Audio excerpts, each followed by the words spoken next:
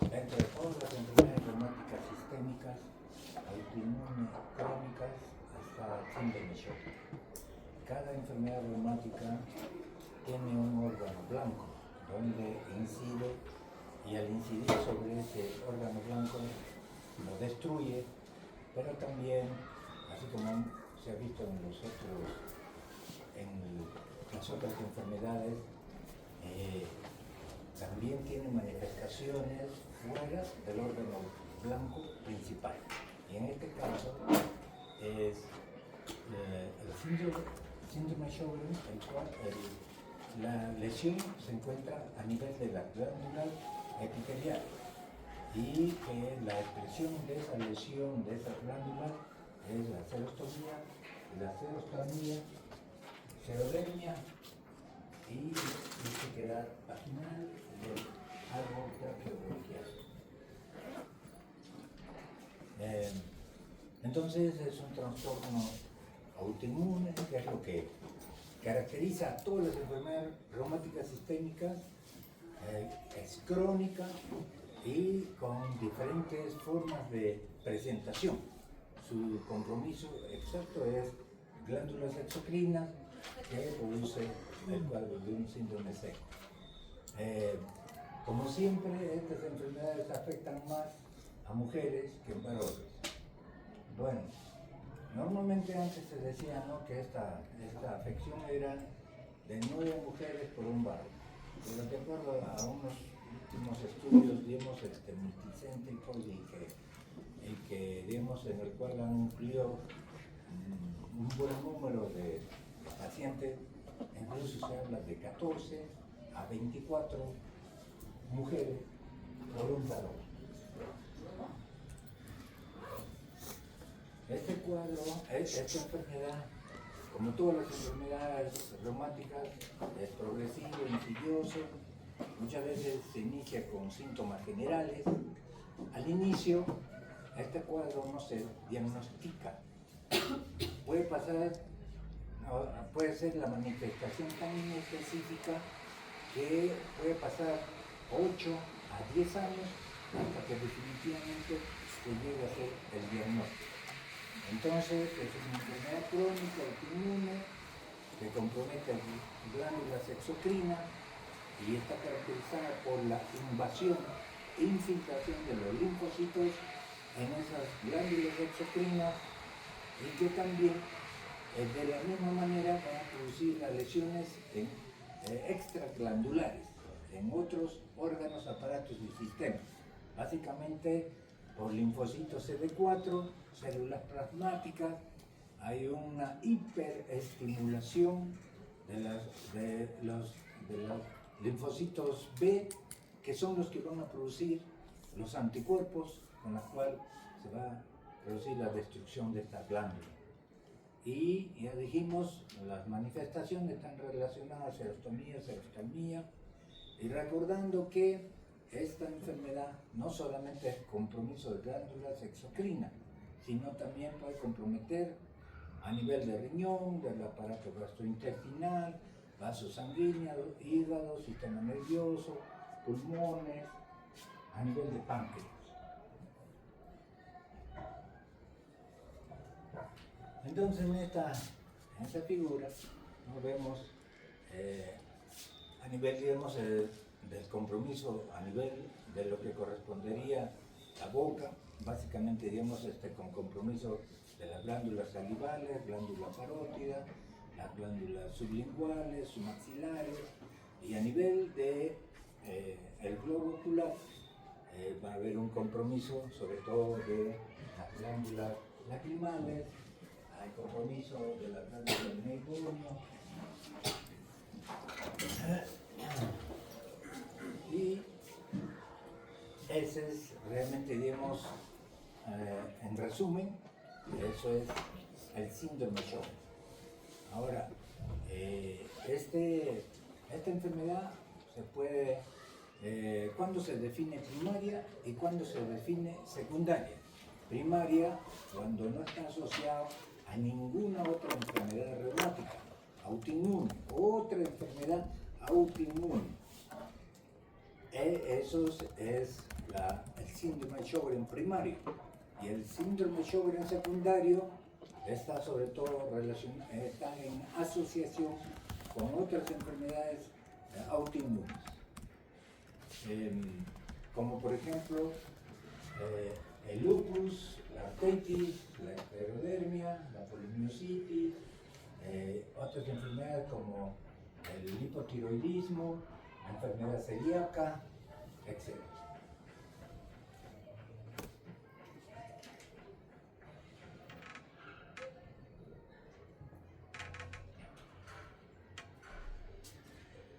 Entonces, en el aspecto de epidemiología, dijimos que, bueno, esto es lo que frecuentemente se dice, una relación de 9 mujeres por un varón.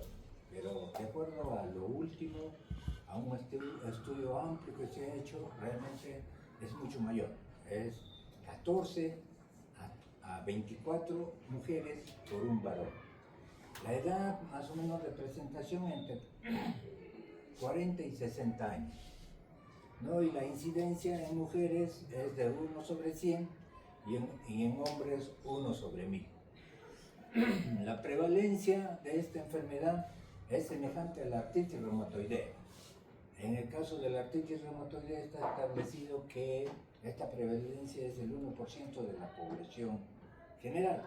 Entonces, el síndrome de Sjögren se presenta en el 1% de la población general. En otras palabras, es semejante a la artritis, su prevalencia. Y otro aspecto importante es lo relacionado a la asociación con otras enfermedades reumáticas sistémicas. Por ejemplo, en la artritis reumatoidea, el síndrome de Sjögren se presenta en el 31% de los pacientes, en la esclerodermia en el 20% y en el lupus en el 8%. Y acá hay otro aspecto importante, y ese aspecto importante es que esta enfermedad está asociada a un alto riesgo de presentar linfoma y sobre todo 16 a 44 veces mayor que la población general. Y básicamente estos linfomas son linfomas a células B y que pueden estar localizados en el pulmón, en el aparato digestivo, etc.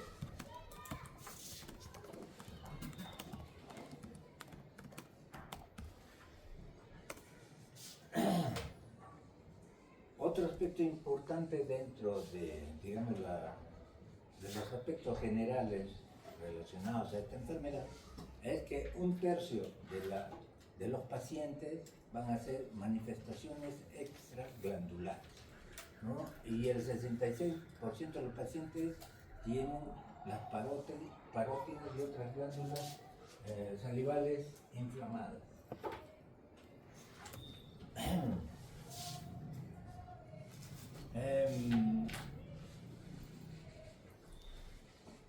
Bueno, esto ya.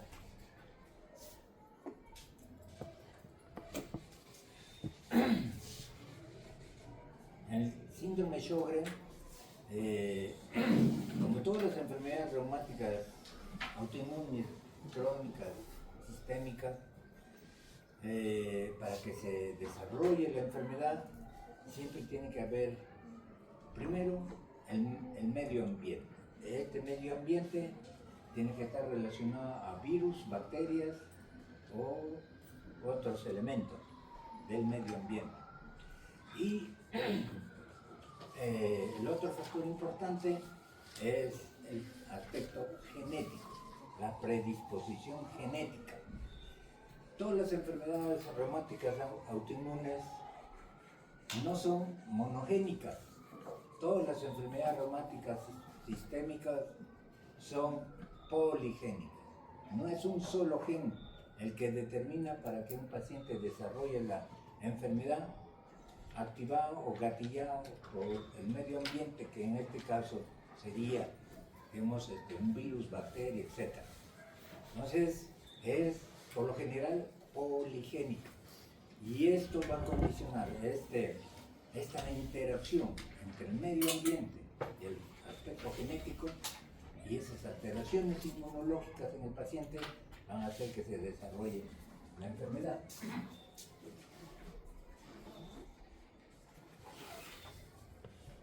Entonces es importante en el síndrome Sjögren considerar estos aspectos que sobre todo están relacionados a genes, a genes del complejo mayor de histocompatibilidad, HLA-DR-DQ. Luego, aquí entran en esa interacción con los factores medioambientales como virus, Epstein-Barr, el virus de hepatitis C, que van a desencadenar la enfermedad. Y esta combinación es lo que va a hacer que se inicie la enfermedad.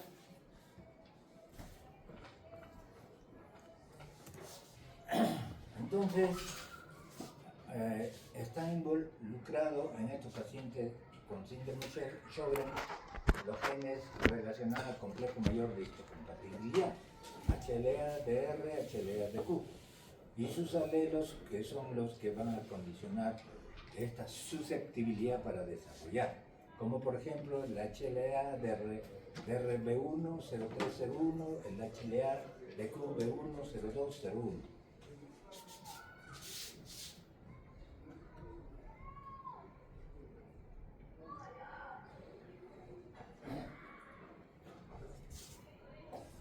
Así es que estos componentes genéticos van a condicionar susceptibilidad genética y la influencia de múltiples genes con el medio ambiente van a condicionar, digamos, el desarrollo de la enfermedad.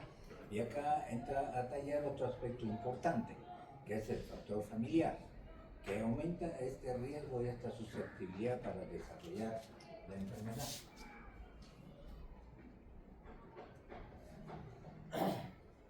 Estos son genes no relacionados al complejo mayor de histocompatibilidad. Y dentro de estos genes está el IRF5, que es el gen que regula la respuesta del interferón tipo 1. El otro gen es el STAT4, que está relacionado con la señalización de la interleuquina 12. El otro gen es el BLK, que es importante para la activación y desarrollo de los linfocitos P. Y hay otros genes que también condicionan susceptibilidad para desarrollar la enfermedad, como es interleuquina 1, el TNAIP3, el BANG1, que son los que contribuyen a esta función inmune. Otro aspecto relacionado a la genética es lo que se denomina el polimorfismo de un solo nucleótido. ¿Qué cosa es? Son variaciones que se presentan, digamos, en un gen determinado, y son cambios que se producen en el ADN de ese gen. Entonces hay un estudio que es el GWAS, es el que a través del GWAS se ha llegado a determinar todos los genes que están relacionados a la predisposición a una enfermedad determinada, ¿no? Y entonces esto identifican ese riesgo para desarrollar el síndrome de Sjögren. Entonces, estos polimorfismos de un solo gen nucleótido que se desarrollan en varios genes, esta acumulación va a condicionar susceptibilidad para desarrollar la enfermedad. Entonces, el polimorfismo genético influye en la respuesta inmune, susceptibilidad, la predisposición genética asociada al antígeno mayor de histocompatibilidad o a genes no relacionados al complejo mayor de histocompatibilidad, ¿no? Y entonces este estudio del GWAS identifica estos genes candidatos.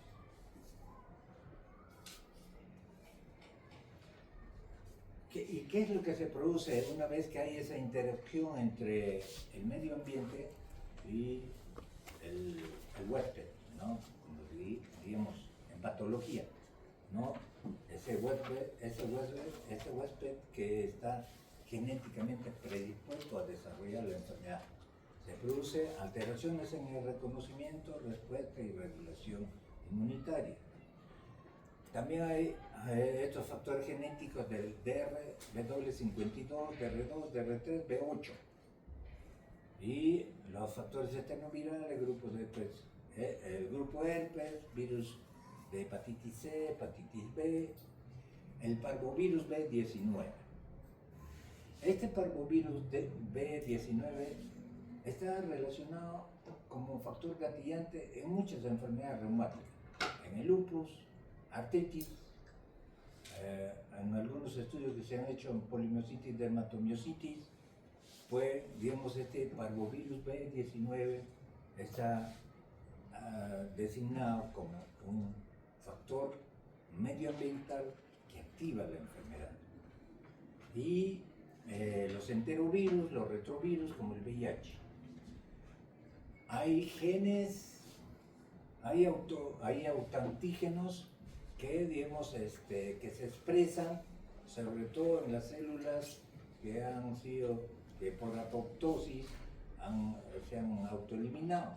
Entonces estos genes, estas proteínas que están dentro del núcleo celular, como las ribonucleoproteínas, el RO, las forinas, las coporinas, son los que van a ser susceptibles de ser atacados, ¿no?, por los linfocitos B y formar anticuerpos.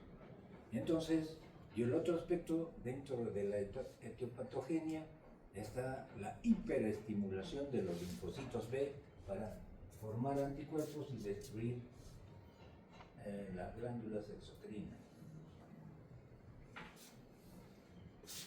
Entonces, toda esta situación, ¿no?, va a condicionar la infiltración por los linfocitos de las glándulas exocrinas y va a producir, y la producción de los anticuerpos va a condicionar destrucción de los tejidos y manifestaciones como serostomía, seroftalmía, serodermia o sequedad vaginal.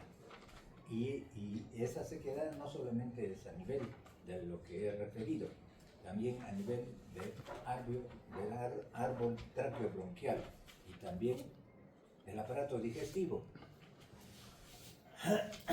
Entonces, algunas otras enfermedades, digamos, asociadas o secundarias, digamos, de síndrome Sjögren secundario, también la miastenia gravis, la enfermedad de infarto contra el hueso, sarcoidosis.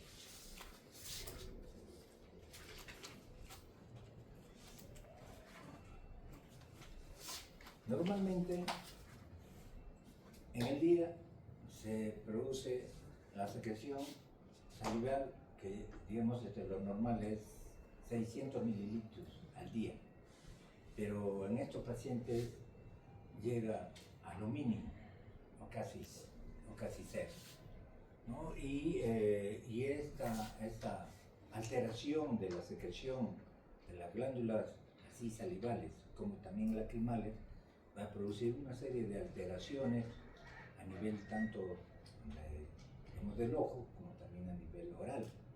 Y se supone que, digamos, así como las lágrimas, así también como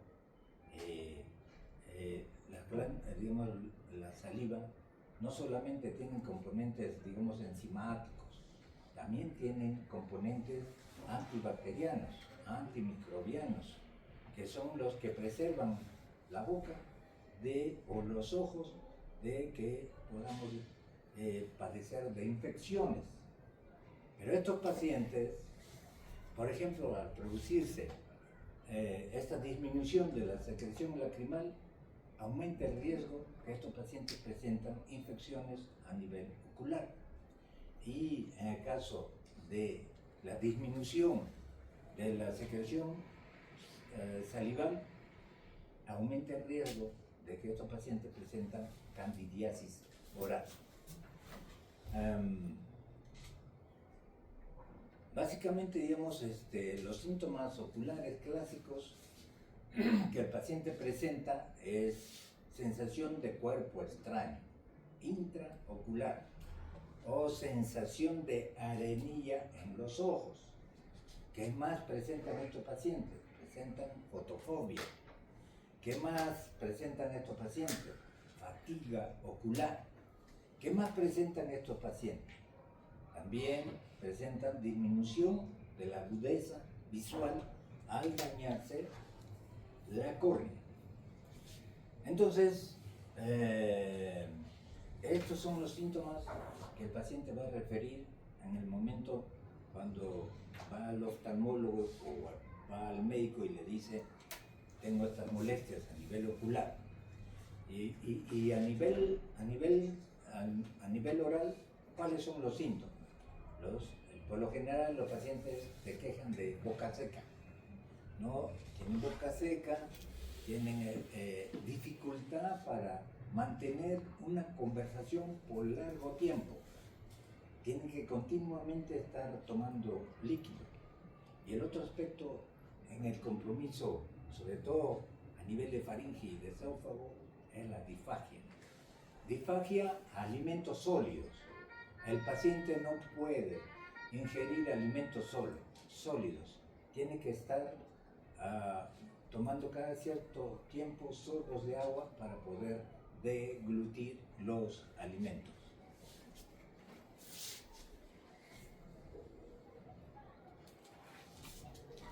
Entonces, otro de los aspectos es que la lengua está seca, enrojecida y depapilada.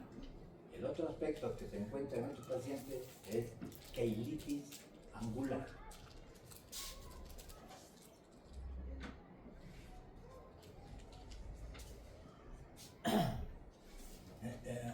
Por lo tanto, cuando hay este compromiso a nivel oral, va a haber esa sensación de boca seca y disminución, y lo mismo también va a haber la disminución de la secreción lacrimal.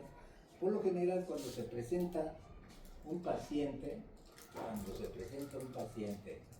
con este síndrome seco, dentro de las manifestaciones iniciales, en el 50% de los pacientes, en el 50% de los casos, van a presentar seroftalmia. En el 40% de los casos, serostomía. Y luego, en el devenir del desarrollo de la enfermedad, esto se va a incrementar. Otro aspecto importante también es dificultad, cuando hay compromiso oral, dificultad para la masticación, sobre todo por las mañanas. Y, como dijimos, mayor predisposición a candidiasis oral. En cuanto a la conjuntivitis zika, es sobre todo por daño corneal y conjuntival. También va a haber agrandamiento de las glándulas parótidas y de las glándulas sublinguales, más o menos en un 25% de los casos. Puede ser unilateral o puede ser bilateral, pero cuando este agrandamiento de las glándulas alveolares, sea la parótida o submaxilares, etc., es persistente, entonces en esos casos hay que sospechar de que realmente el paciente esté desarrollando un cuadro de linfoma. Y otro aspecto importante dentro, digamos, de la serostomía es que la saliva, cuando todavía hay, es escasa, espesa y es adherente.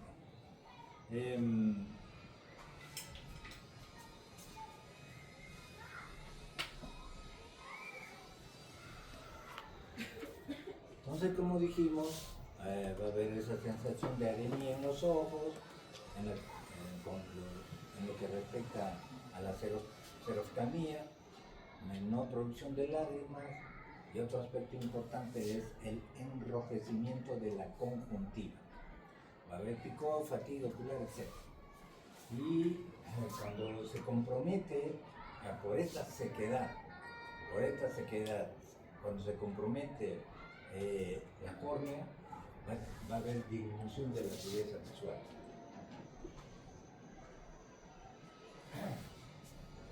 Por ejemplo, aquí tenemos una lengua roja, despapilada, seca, ¿no? Y en otras, digamos, en otras fotografías se ve incluso geográfica, ¿no? Y con keilitis a nivel angular. Y unas fisuras a nivel de los labios por la sequedad que se denominan rágade.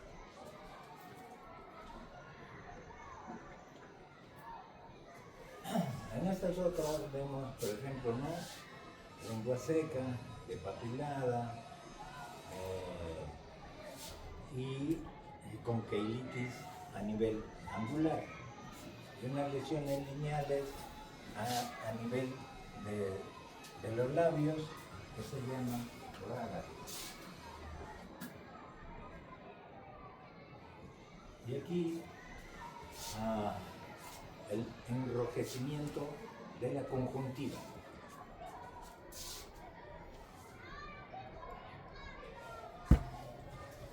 Otro aspecto importante dentro de la sintomatología del síndrome Sjögren es que presentan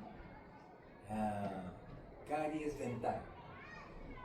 Las caries dentales se incrementan en estos pacientes, pero la caries dental no es la forma clásica del compromiso de la caries. Normalmente la caries empieza en los bordes externos del diente. En este caso, estas caries, su forma es peculiar, ¿no? Empiezan a nivel de la raíz de los dientes.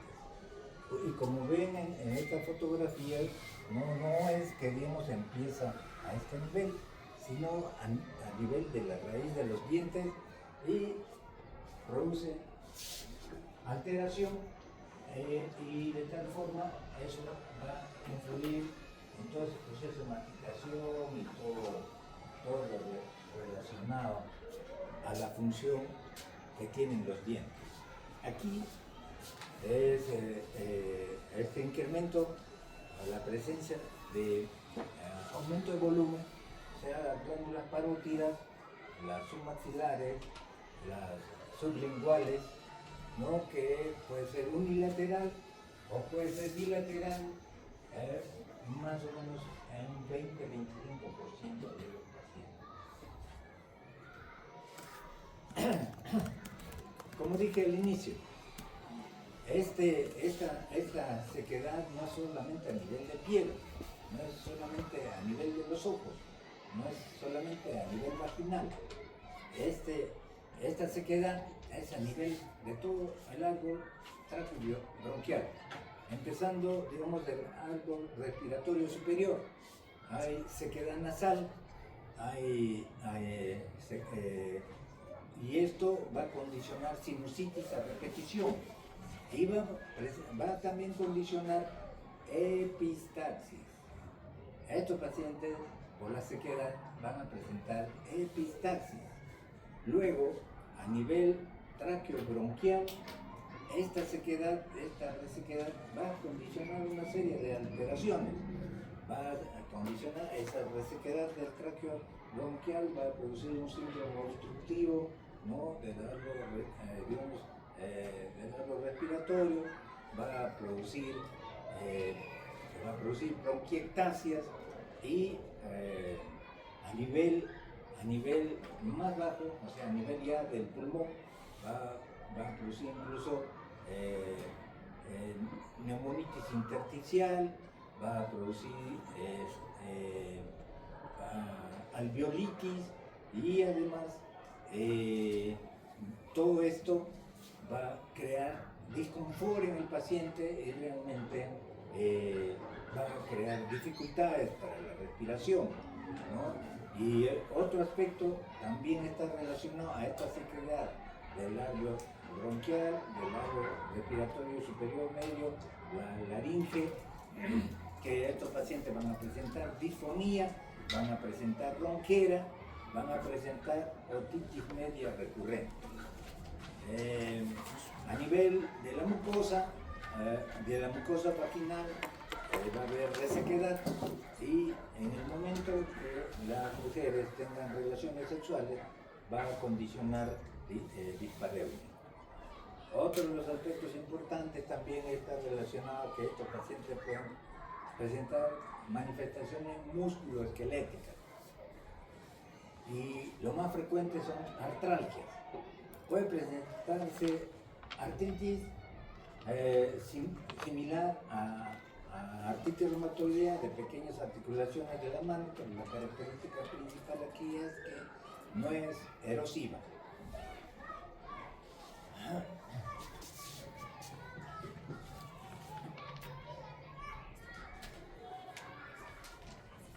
Entonces, como ya se dijo más antes, estas manifestaciones extraglandulares se presentan sobre todo en el 30% de los pacientes.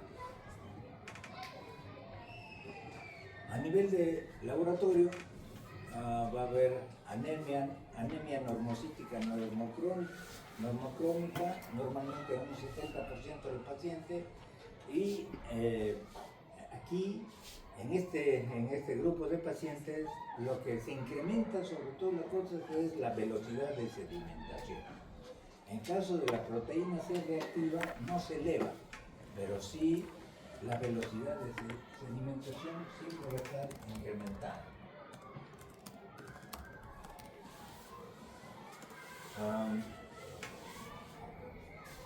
Esta tendencia a desarrollar linfoma se presenta, de acuerdo a los estudios que se han establecido, más o menos entre 5 a 10 veces mayor que la población general, pero ese riesgo de desarrollar es más o menos entre 16 a 44 veces mayor que pacientes que la población general. Y aquí hay un factor importante, es crioglobulinemia. La crioglobulinemia más vasculitis están asociadas como factores de riesgo para desarrollar linfoma. Además, se puede presentar en estos pacientes anemia más o menos entre 20 y 30% de los pacientes, puede presentarse leucopenia en el 16% de los pacientes, puede presentarse trombocitopenia en el 13% de los pacientes, puede haber lo que se denomina gamapatía monoclonal en el 15% de los pacientes, y la otra cosa que también se presenta en estos pacientes es hipergamaglobulinemia en el 70% de los pacientes. Esto nos muestra la frecuencia de las manifestaciones extraglandulares. Por ejemplo, artralgia o artritis en el 60% es frecuente. Fenómeno de Raynaud, 37%. Linfadenopatía, 14%. Afección pulmonar, 14%. Vasculitis, 9%. Afección hepática, 6%. Aquí en la afección hepática es importante también recalcar lo siguiente. Muchas veces pueden presentar transaminemias, o sea, incremento de las transaminasas. Pero hay que definir bien si realmente eso a qué está relacionado. Normalmente estos pacientes con síndrome de Sjögren se asocian a hepatitis de tipo C. Y ese aumento de las transaminasas puede estar relacionado a esa asociación de hepatitis C que se presenta en el 30% de los pacientes.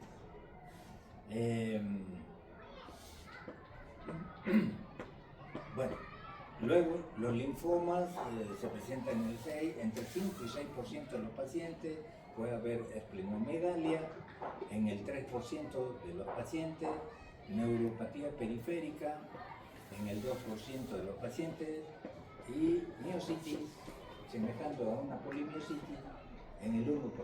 No es infrecuente. Y Aquí es un punto importante también cuando se habla de la neuropatía periférica, que es la única enfermedad que va a producir neuropatía de tipo sensitivo. Solamente neuropatía de tipo sensitivo.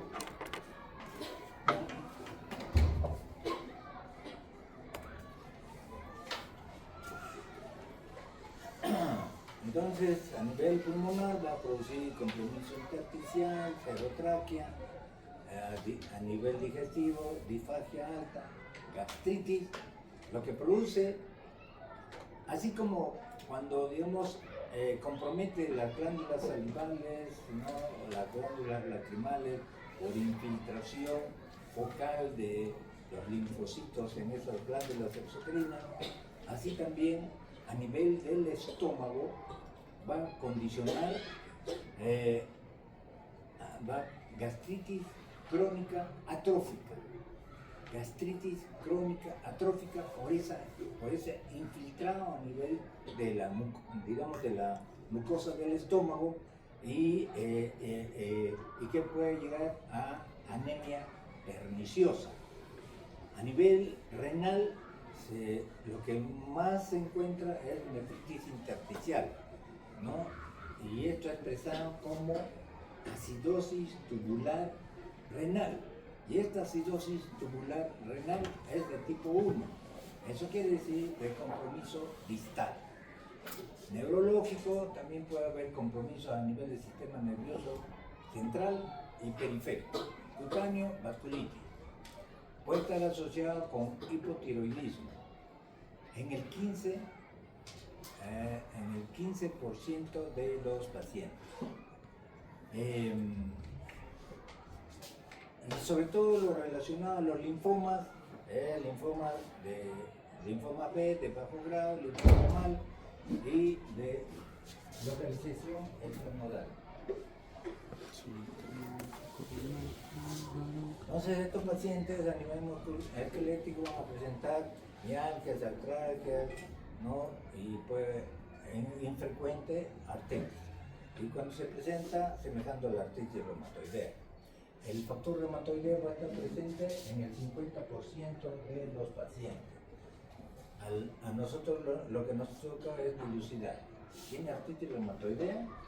O simplemente es como el pool de los anticuerpos que se produce en estas enfermedades, digamos, es parte de toda esa formación de anticuerpos. Lo normal es que el síndrome Sjögren primario, como dijimos, se caracteriza incluso en su forma inicial por serostomía en el 50%, serostomía en el 40%, esa es la forma como debuta. Y en el transcurrir del tiempo se va presentando todas estas manifestaciones extraglandulares.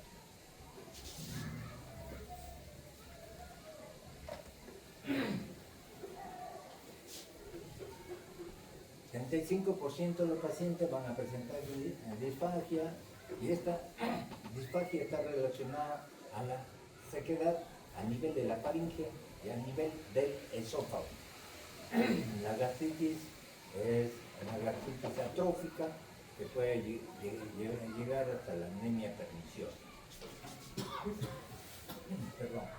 Además, estos pacientes se asocian también con cirrosis biliar primaria, estos pacientes con compromiso a nivel gastrointestinal y hepático, con cirrosis biliar primaria, enfermedad celíaca y pancreatitis autoinmune. Esta pancreatitis autoinmune es una pancreatitis que se presenta, ¿no?, a repetición. Mejora y otra vez vuelve a presentarse.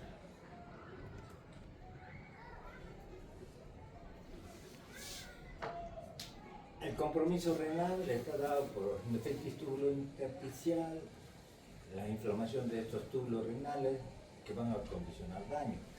Y esto va a producir acidosis tubular renal, que va a condicionar al final, también puede llevar a acidosis metabólica, con hipopotasemia. Puede presentarse glomerulonefritis, sobre todo cuando está relacionado con síndrome de sobreposición con lupus, pero básicamente de tipo membrano proliferativo y con producción de proteínas y deterioro renal.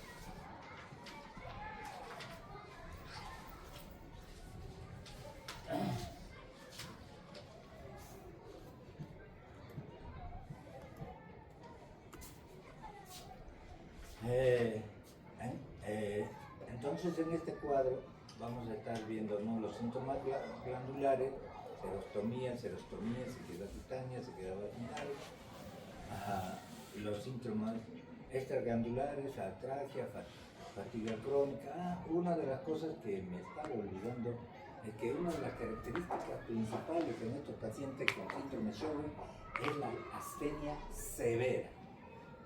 Esa astenia severa al paciente lo imposibilita muchas veces y le condiciona limitación en realizar sus actividades. Y que estos pacientes también se asocian con fibromialgia. Entonces la fibromialgia puede estar, básicamente estos signos de fatiga y astenia es la forma de presentación del síndrome Sjögren, pero cuando se asocia con fibromialgia, esta situación se hace peor, ¿no? Bueno, puede presentarse vasculitis de tipo leucocitoclástica, ¿no? Neuropatías, glomerulonefritis, etc.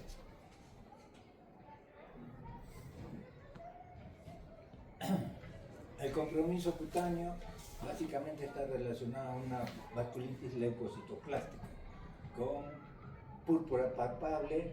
Puede presentarse también una forma de lesión que es un eritema anular con prurito, ¿no? Y muchas veces también puede presentarse cuadros semejantes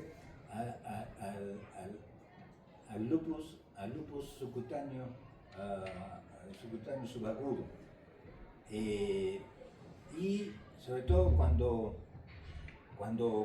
están relacionadas con anticuerpos anti-RO y anti-LA, entonces van a presentar este tipo de lesiones.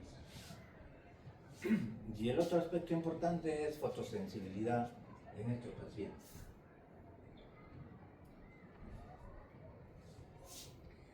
La afección del sistema nervioso a nivel del sistema nervioso central puede presentarse como una deficiencia motora o sensitiva, cuadros de meningitis aséptica, demencia progresiva, convulsiones, accidentes cerebrovasculares, alteraciones de la función cognitiva, encefalopatía, cefalea vascular, cuadros de ansiedad y depresión.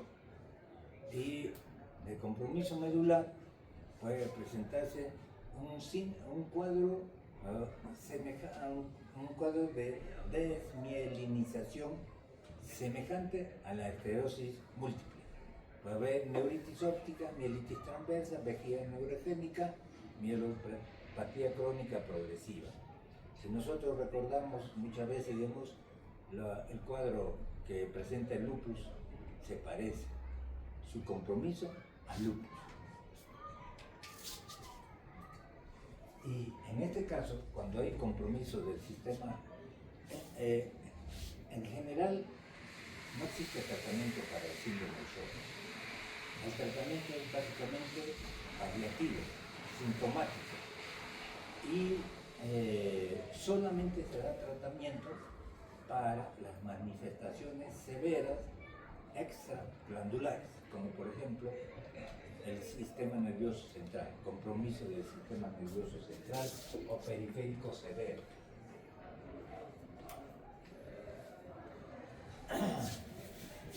Entonces, va a haber cuadro psiquiátrico, depresión, ansiedad, insomnio, astenia, cuadro de fibromialgia.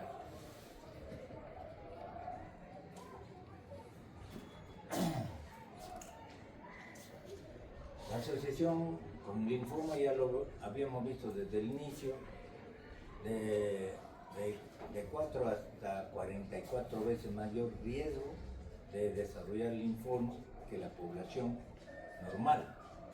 Y el tiempo de desarrollar este cuadro de linfoma, desde que se inicia la enfermedad, es entre 6.5 a 7.5 años. ¿Y cuáles son los factores de riesgo para desarrollar la enfermedad? Vasculitis cutánea, neuropatía periférica, hipertrofia parenquilla, adenopatías, anticuerpo, anti-RO, anti-LA y hipocomplementemia.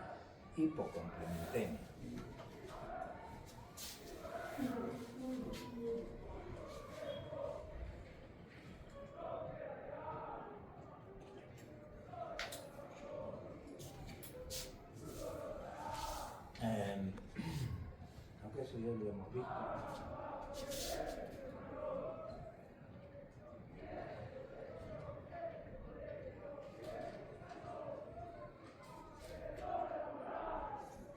Los linfomas básicamente son de tipo linfoma célula B de bajo grado y los linfomas malos. Y son causa de muerte en el 20% de estos pacientes. Pruebas de laboratorio. Es importante la serología, ¿no? Sobre todo con presencia de anticuerpos anti-RO, anti-LA, anticuerpo antinuclear, factor reumatoideo, que dijimos que más o menos se presentan en el 50% de los pacientes con síndrome Sjögren. Para nosotros, esto para ustedes, para nosotros definir que es un paciente con artritis reumatoidea y no es simplemente el pool de anticuerpos que se presenta o se produce en el síndrome Sjögren, para decir que un paciente tiene artritis reumatoidea, mínimo tiene que tener los títulos del factor reumatoideo de 80. Cuanto más positivo, definitivamente es un paciente con artritis reumatoidea. Ustedes han visto todas las enfermedades reumáticas tienen, por ejemplo, lupus, esclerodermia, polimiositis, etc. Producen también factor reumatoideo. Pero ¿cuál es la diferencia? La diferencia es que en estas enfermedades reumáticas, la diferencia es que los títulos son bajos, por debajo de 60.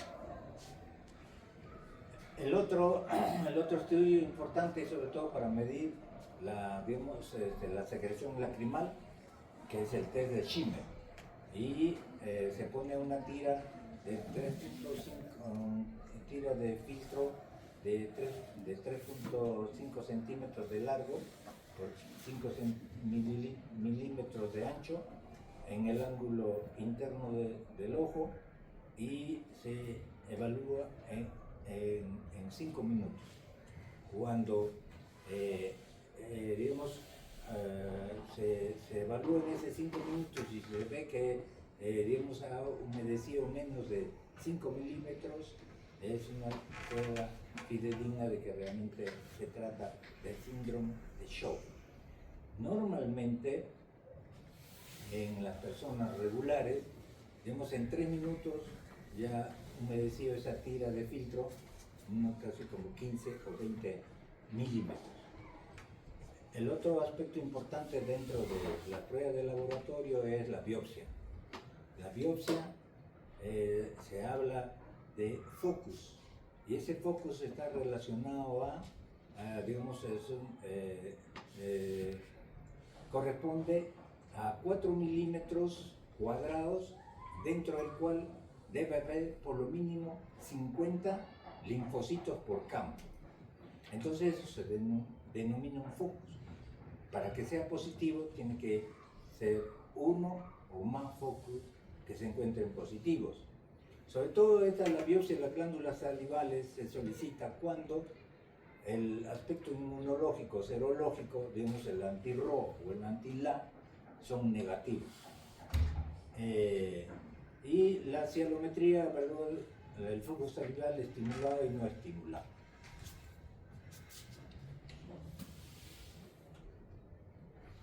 Entonces estas son las pruebas, ¿no?, de Schimmer.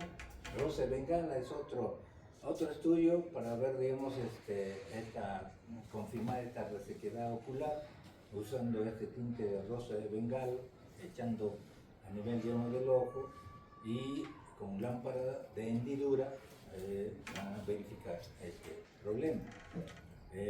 Luego, el flujo la medida del flujo de salival parotillo, la cintigrafía, cialografía.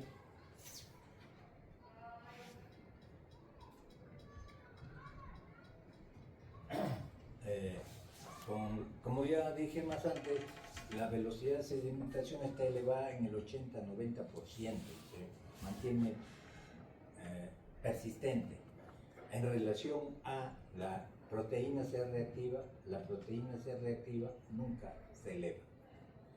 Hay también lo que dije más antes, hipergamma globulinemia en los 70% de los pacientes. La proteína C reactiva es negativa, la gamapatía monoclonal y alteraciones hematológicas que ya más o menos se diferencian.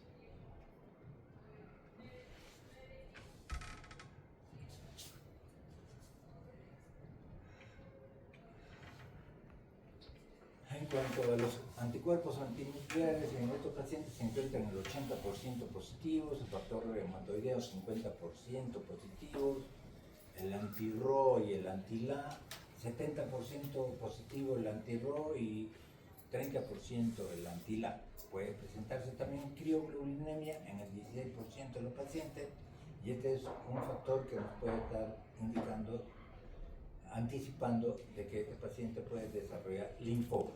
Y la hipocomplementemia también dije que era otra de las características que nos puede estar alertando de que este paciente puede llegar a desarrollar linfoma. Entonces esta prueba de Zimmer, ¿no?, colocando una tira de papel para medir la cantidad de humedad conseguida en el periodo de 5 minutos, menos de 5 minutos de humedad, generalmente indica presencia de sequedad ocular. Tienen falsos positivos. Bueno, esto de igual manera lo dijimos.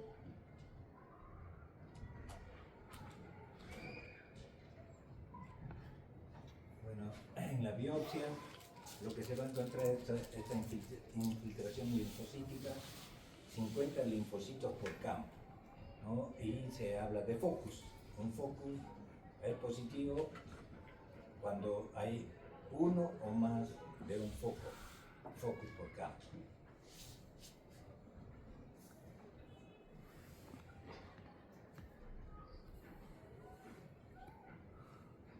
Bueno, esa es una biopsia.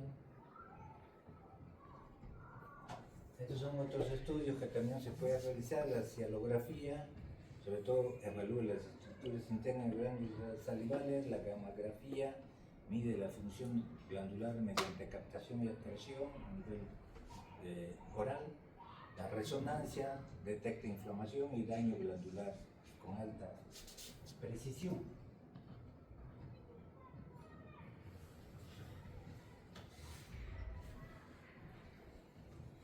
Ahora también se está dando bastante impulso a la ecografía parotidia y se ha demostrado que tiene una alta sensibilidad, sobre todo en las zonas donde hay este daño, ¿no? En este último tiempo se está dando bastante importancia a la ecografía. La cialometría mide el flujo salivar sin estimulación, que debe ser mayor a 1.5 mililitros en 15 minutos.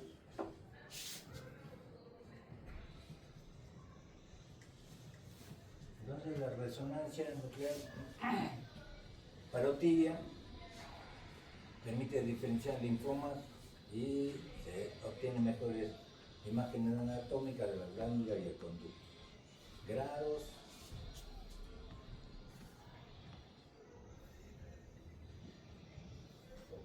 La histología, la biopsia salivar va a permitir ver la estructura y la inflamación de la glándula. Infiltrado linfocitario está formado por linfocitos CD4 50%, CD8 20, 10 a 20 y linfocitos B 20 a 35%.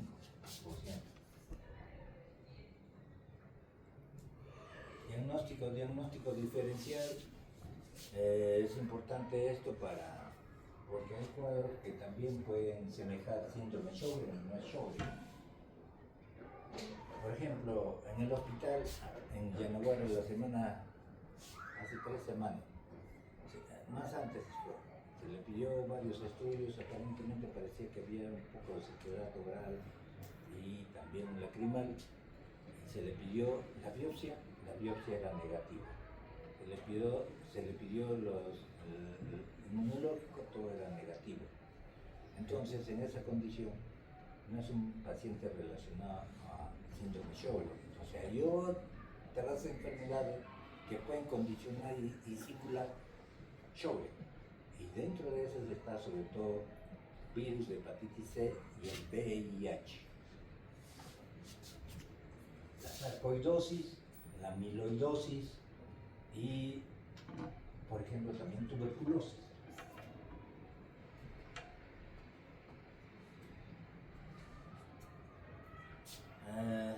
Son los marcadores inmunológicos, anti-RO, anti-LA, sensibilidad del 70%, especificidad del 90%, son importantes para confirmar el diagnóstico, factor hematológico de Hanna y otros marcadores.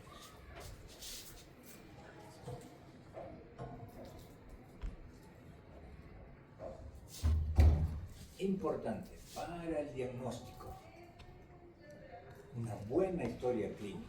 Por eso que yo a los alumnos que pasan ese pequeño espacio de tiempo en la práctica, en el hospital, siempre les estimulo y los motivo para que verdaderamente nunca dejen de examinar al paciente. O como siempre digo, muchas veces sacamos nuestro título, conseguimos un trabajo y como dice el dicho, escobita nueva barre vieja.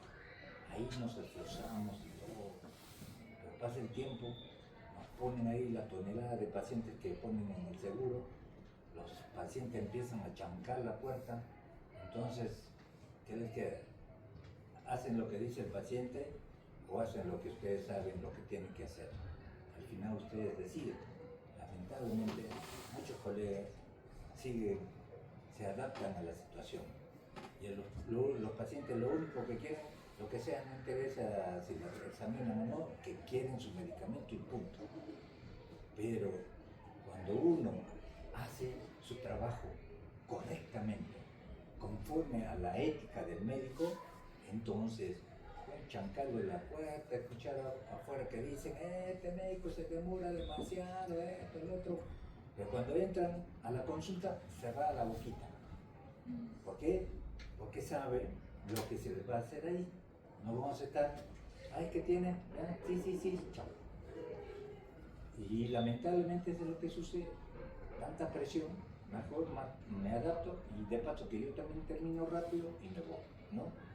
Entonces una buena historia clínica, una exploración física minuciosa, los estudios inmunológicos, los anticuerpos, factor reumatoideo, crioglobulinas y los otros aspectos, la histología, y con eso vamos a ir definiendo el diagnóstico. Entonces estos son los otros estudios complementarios, exploración oftalmológica, flujo salival, gammagrafía, cianografía, ecografía, etcétera.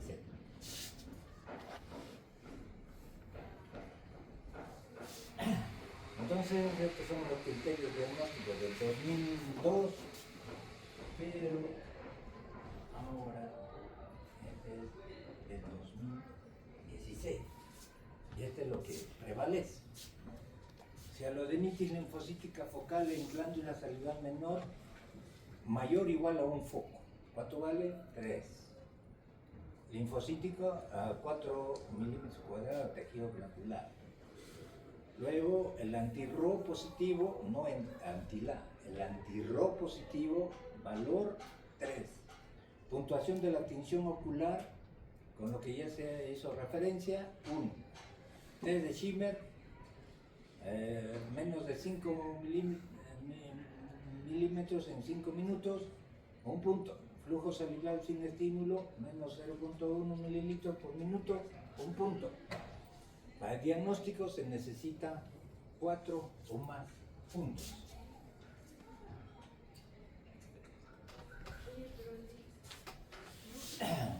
Entonces es un algoritmo haciendo con serostomía, exploración oftalmológica, T de Schimmer, Rosa Bengala, gammagrafía, perfil gammagrafía a nivel de glándulas salivales, perfil inmunológico. Entonces, el cumplimiento de 2 o menos criterios se denomina síndrome seco. El cumplimiento de 4 más criterios es el síndrome Sjögren. Cumplimiento de 3 criterios, valorar biopsia salival. Entonces, si la biopsia es positiva, síndrome Sjögren. Si la biopsia es negativa, síndrome Sjögren probable.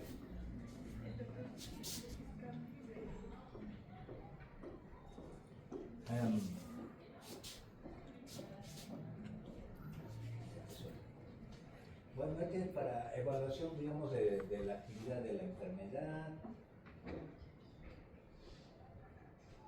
Esto es diagnóstico diferencial.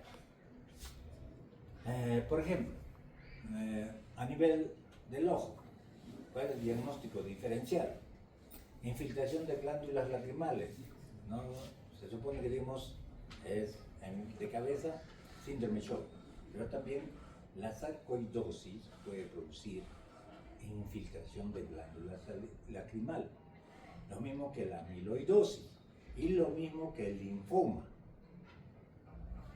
Ahora, puede también ser psicológico, o puede ser fármacos, ¿no? Como digamos antihistamínicos, antidepresivos, el virus de hepatitis C, falta de vitamina A, el pénfigo ocular, síndrome Stevens-Johnson, lentes de contacto, aumento de la operación lacrimal, los ordenadores, o sea, la computadora, ¿no? También es un factor de riesgo para ojo seco.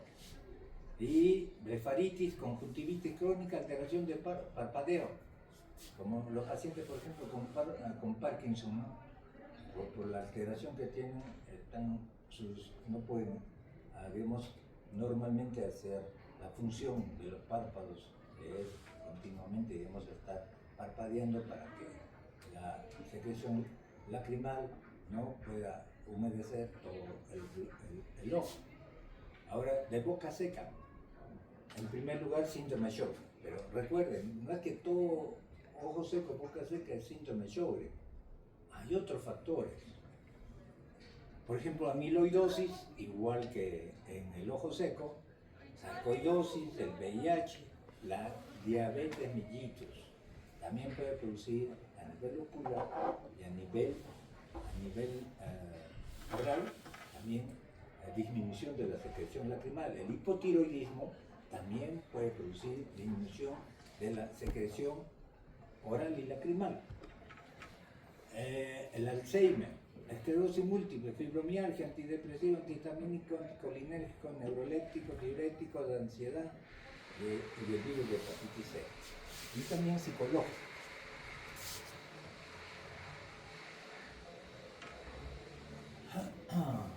Bueno, este es para completar.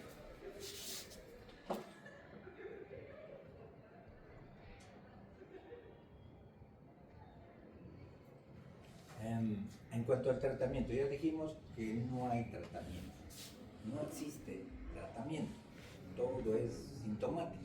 Solo para las manifestaciones extraglandulares hay tratamiento. Básicamente puede ser con rituximab, el belimumab y algunos otros. Entonces, para los ojos secos se recomienda uso de lágrimas artificiales, evitar clima seco, vivir en zonas de humedad relativa baja, sin polvo ni humo. También los agonistas muscarínicos como el clorhidrato de pilocarpina y clorhidrato de cevimelina también ayudan bastante en estos pacientes. Lamentablemente en el Perú no existe ninguno de estos, solo en España, en Europa. Y se ha comprobado, digamos, que que es efectivo clorhidrato de pilocarpina, y mucho mejor todavía la cipemetrina, pues no tiene los efectos secundarios de la pilocarpina, ¿no? Se han estudiado otros, digamos, anticuerpos interferón alfa, pero en dosis vía oral, 150 unidades internas 3 veces al día, ¿no? Y también de alguna manera, digamos, incrementa el flujo salival.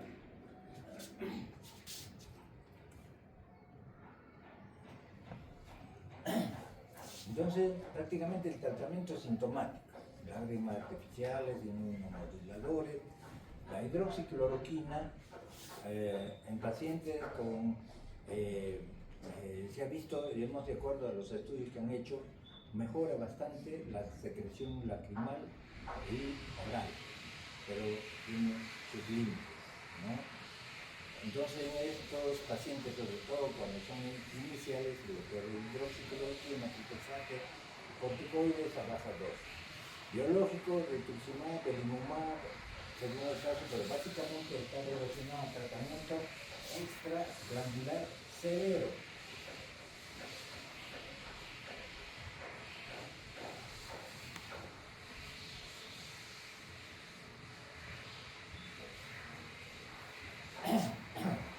Y nunca se olviden de esto: el primer escalón para el tratamiento no es dar medicamentos, ¿sí o no? El primer escalón del tratamiento es educación del paciente. Eso no es solo en reumatología, es en toda medicina. Tenemos que explicar, escuchen. Bueno, siempre yo me salgo un poquito del renglón de lo regular, digamos, de lo que uno puede enseñar. Recuerden que ustedes están puestos ahí no para beneficiarse, todo tiene su tiempo. Ustedes están puestos ahí para servir.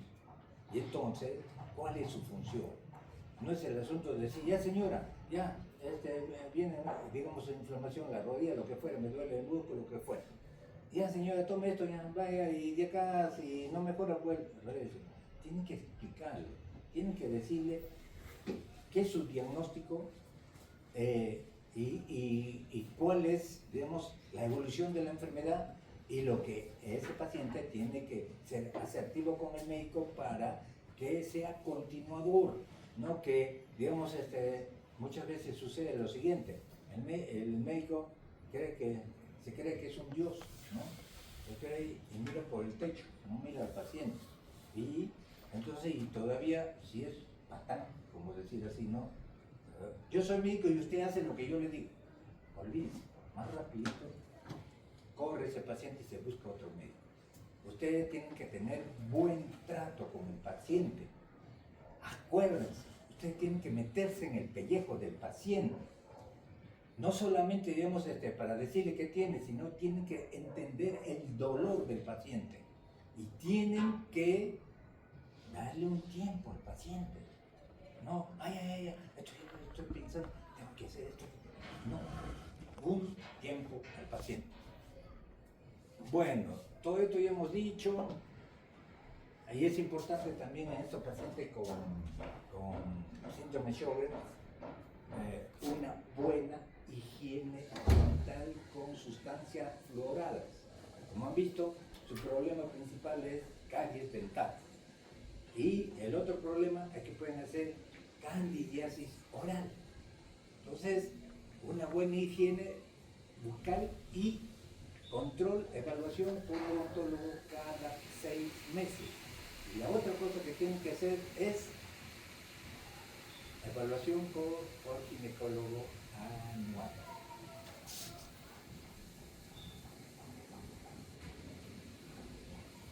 Entonces, esto ya. Entonces, bueno, ya hemos dicho todo esto. Si hay dolor articular, AINES, hidroxicloroquina, methotrexate. Si hay aumento del volumen de la parótida, AINES, corticoides. Vasculitis visceral, pulso de ciclofosfamida y o levodonomida, ácido micofenólico o rituximab.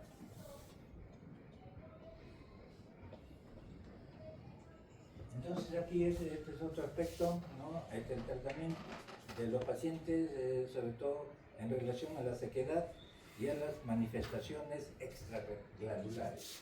Tenemos que estar vigilantes para que el paciente no presente manifestaciones extraglandulares.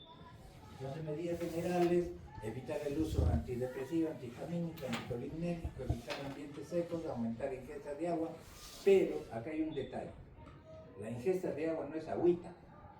Al paciente se le indica, tiene que tomar usted mínimo 3 litros de agua al día, pero no agua pura, tiene que ser con limón, sin azúcar, limón a moderada intensidad, tampoco no ralito, ¿no? Y las otras cosas que se le indica a los pacientes, en el día, por ejemplo, usar esos lentes grandes, ¿no? Que le protejan para evitar la evaporación. Y en la noche, si se puede, utilizar esos guantes de natación, lentes de natación que le cubra todo para evitar la evaporación.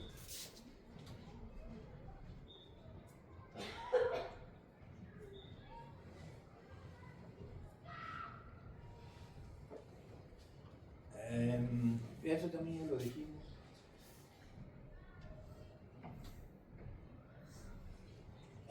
Un detallito solo para recalcar el efecto. Por ejemplo, el clorhidrato de carpina se toma 5 miligramos 4 veces al día.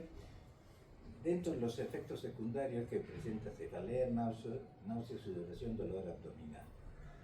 Está contraindicado si el paciente tiene asma bronquial, y por eso es que la cerimulina es mucho mejor. No tiene estos efectos secundarios, pero igualito, ninguno de los dos hay de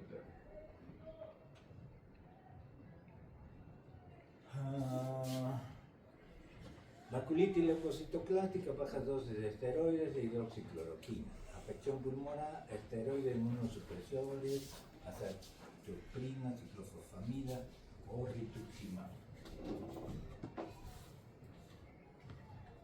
En cuanto a terapia biológica, todos los anti-TNF, infliximab y TNC no tienen ningún significado. Rituximab, sobre todo porque controla los linfocitos B, y digamos, sobre todo en las manifestaciones severas extraglandulares. Cuando se indica rituximab, síndrome seco severo, disfunción de glándulas salivales, artritis severa, neuropatía periférica, glomerulonefritis, vasculitis, criovolumias, citopenias resistentes, linfoma, células B, pero también compromiso del sistema nervioso central. Bueno, hay otra terapia biológica, el ocrelizumab, el epaclizumab, el belimumab, es la segunda opción después de rituximab. Bueno, esto de lo que les refería más antes, importante, digamos, consideraciones odontológicas, hay mayor riesgo de que presentan candidiasis, aumento de la probabilidad de infección por cándida, entonces que mayor riesgo de infecciones virales, etc.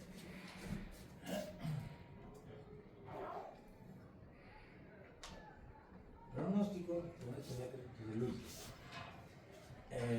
El pronóstico, por ejemplo, en relación a las otras enfermedades reumáticas, no es malo, ¿no? La sobrevida a los 10 años de los pacientes es 70% de sobrevida.